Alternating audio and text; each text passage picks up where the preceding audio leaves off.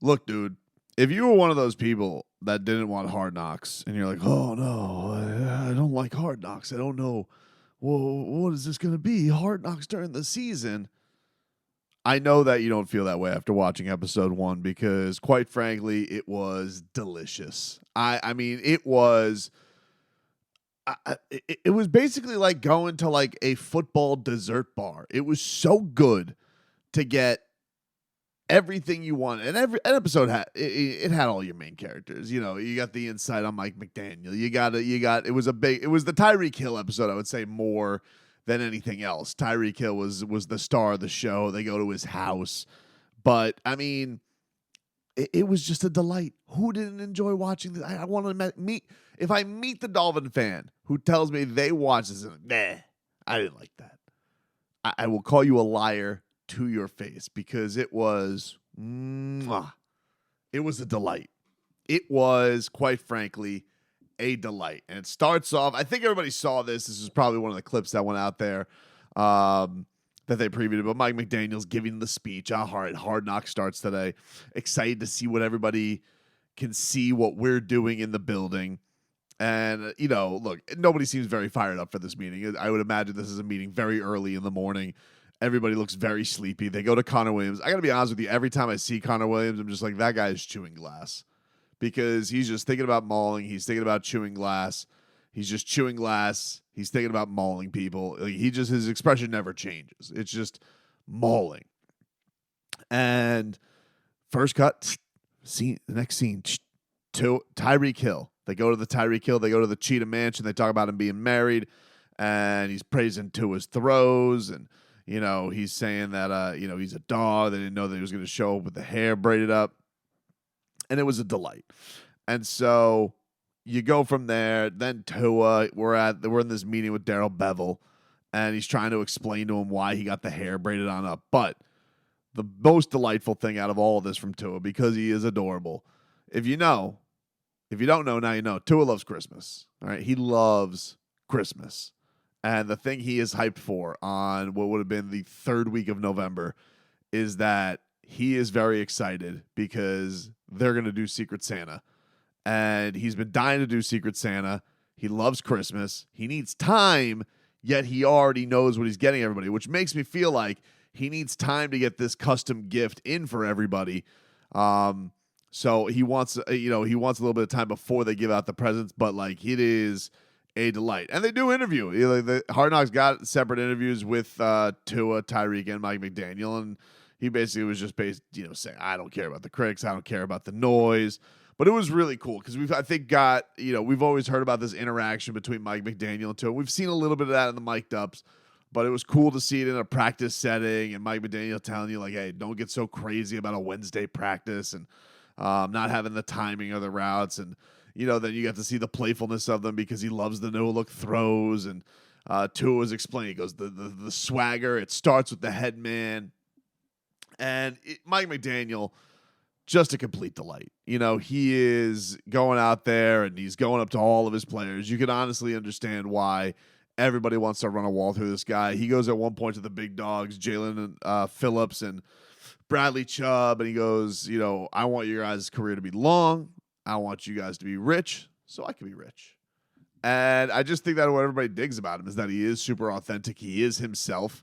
You know, kind of rallies the troops there. A lot of Mike McDaniel speeches. You know, we got a Mike McDaniel post-practice speech about them being locked in and having fun. But then it was really cool because they go into the feature on Max Crosby. And there was a big thing about this, that the team was prepping for Max Crosby and that they were going to do everything they can to try and slow down Max Crosby. And you get the first look at Mike McDaniel's office.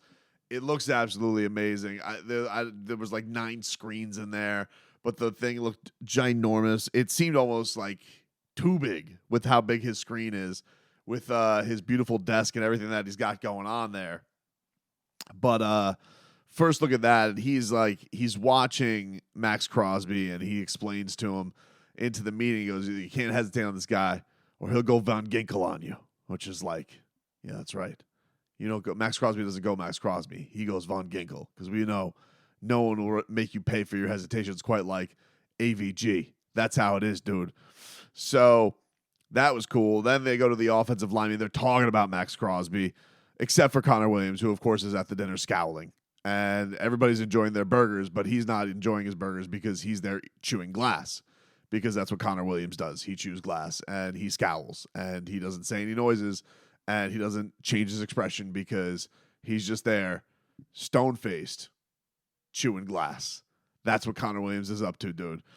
But this was, I think, one of the cool things. So we got a little bit of an insight into Mike McDaniel's extra wave of his brain. So Max Crosby he loves the extracurriculars. You know, he does a little shove ski. He does a little touching of the arms. He does a little side bump and all this stuff. So they go to a practice squad linebacker, Quentin Bell, and they make him the scout team, Max Crosby. But his only job is not only to be Max Crosby, it's to bother Tua. And they wanted him shove Tua, chicken wing Tua, brush by Tua, just always touching. They're explaining because they want Tua to not feel like this guy's always going to make you feel like, hey, I'm getting pressure on you, I'm getting close to you, is the pass rush there, is the protection there, all that stuff. And so they were prepping for all of this. And even Mike McDaniel went to Chris Greer and was like, hey, we're going to get a film together of all the extra stuff that Max Crosby does. And I thought it was cool. And you could see they'll go, I'll break down the game part in a second because that was, delightful in itself. But you could tell, Tua wasn't bothered by it. He seemed to handle all the extra stuff from Max Crosby well. Before they get to the game, probably the next coolest thing is we got to look at the cakes. Now, this has been reported upon that the defensive linemen or the defensive players are getting cakes. And they wheel out, they have a chart among cake. I don't know what a wedding cake is. They didn't give too many details on it, to be honest with you. Mike McDaniel still revealed that they do it, but not quite the secret behind it. It appears like you get a sack, you get a cake. That seems like, and it's a picture on the cake. Looks like a Publix cake. Looks like a picture of that player getting the sack. In this case, it was of Patrick Mahomes. So I think it was Sealer, I think it was Phillips, and I think it was Chubb who all got cakes. But we don't understand necessarily how the wedding cakes are going. We get our first listen of linebacker coach Anthony Campanelli, who is a delight. I mean, he sounds like a Knicks fan, but he's not a Knicks fan because he's from Jersey. And he's coaching, and he's quoting Vince Lombardi. And if people, and if some guy was coming down the street and they had all your worldly possessions and all the people you care about, would you not go after him? Would that not be pursuit? I mean, the guy's football. He was football. Like, that's just football, and he's footballing it up, and that was a delight. So you get that. They give a little bit of a practice thing where it's Tyreek Hill saying that ass whooping is the universal language. I could go to Germany and ass whooping is understood there. He's uns right, uns ass kicking. And also Christian Wilkins called, I don't know who the player was, called somebody his bitch, but then said, hey, just kidding, it's practice. I'm just getting in game mode. So, do with that what you will. They get to the game.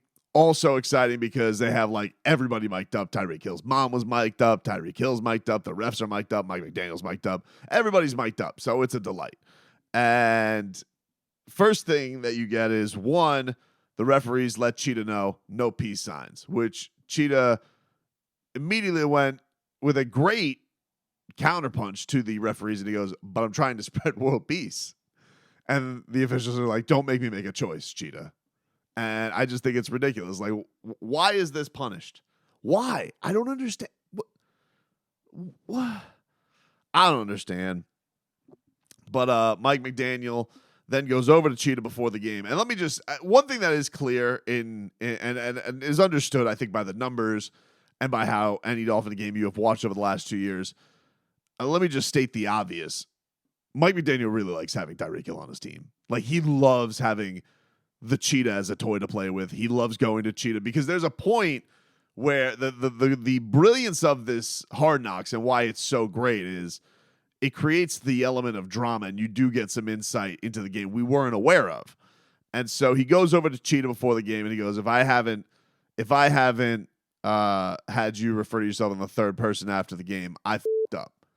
He goes, if we're not talking about the cheetah after this game, I f***ed up. And so he obviously very much, he loves giving a lot of plays to Tyreek Hill.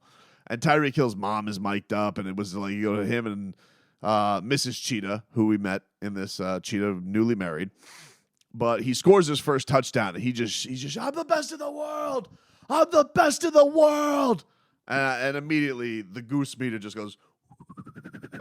It goes from Goosies to Goosies galore to Gennady Golovin because it's Goosies on Goosies on Goosies Triple G, dude. That's how it was. Then Mike McDaniel and everybody, the whole big thing was there were like two. The main antagonist of this episode was Max Crosby. And Mike McDaniel goes, I'm gonna stare at him. I'm gonna stare him down. He's avoiding eye contact with me. I'm gonna stare at him. You know, and you knew, they're going to do all they can to disrupt Max Crosby and not have Max Crosby comfortable because he was trying to do his tactics of going at giving two of the old extracurriculars, whatever they could do in this game to try and get Tua bothered. But it was not going to be the case. They were not going to allow Max Crosby to do Max Crosby things. And that's what they were trying to do. But even Tyreek Hill acknowledged at one point, like 98 might be different. He might be the best player in the league, which is pretty crazy.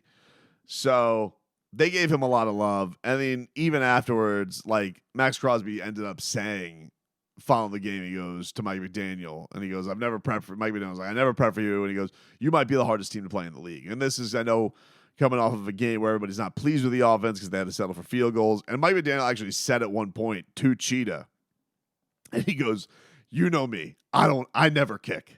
I never like to kick. And it's nothing that any Dolphin fan should be surprised about because you've been watching Mike McDaniel coach for the last couple of years, but it is a delight to hear it all out on microphone. But probably the most fascinating part of this was we got to look into the Cheetah hand injury, and Cheetah was like, I can't move my hand, but he was actually hurt with that hand even before the fourth down play that got when the Dolphins go for it on fourth down and it gets blown up and he really, really hurts it. So he apparently was dealing with that in the game for a little bit. It was not just a case of, oh, that happened on that play. No, it just got re-aggravated on that play, which was pretty crazy. So he goes out for a little bit, and Mike McDaniel at one point, he's like, so we don't have Cheetah? You could just hear the sound because he likes playing with Tyreek Hill. He likes calling plays for Tyreek Hill, which, hey, he's at 1,200 yards. Obviously he does, but it's just like you could see the spirit kind of come out of him for the first time all episode, briefly, when he realized, oh, I can't call plays for Tyreek Hill. Oh, I'll just throw the play. We'll do the Tyreek Hill plays, but we'll do them for Waddle. But he was so sad when he was gone.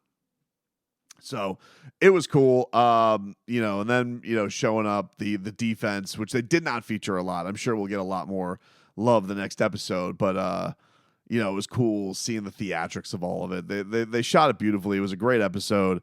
Tua, he's thanking the defense afterwards. He goes, you guys held strong for us today. And then after that, Tua goes to everybody on offense just saying, I got to be better for y'all. Stephen Ross called him Drake because, of course. And then Tua dapping up Dan Marino. He says, sometimes games are like that. You'll take them.